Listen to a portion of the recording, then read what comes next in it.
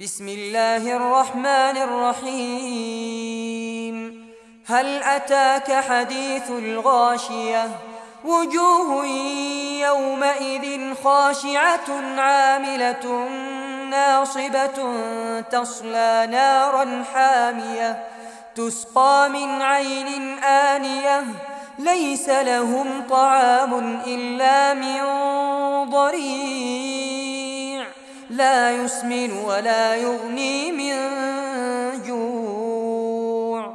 وجوه يومئذ ناعمة لسعيها راضية في جنة عالية لا تسمع فيها لاغية فيها عين جارية فيها سرر مرفوعة وأكواب موضوعة ونمارق مصفوفة وزرابي مبثوثة أفلا ينظرون إلى الإبل كيف خلقت وإلى السماء كيف رفعت وإلى الجبال كيف نصبت وإلى الأرض كيف سطحت فذكر إنما أنت مذكر لست عليهم بمسيطر إلا من تولى وكفر فيعذبه الله العذاب الأكبر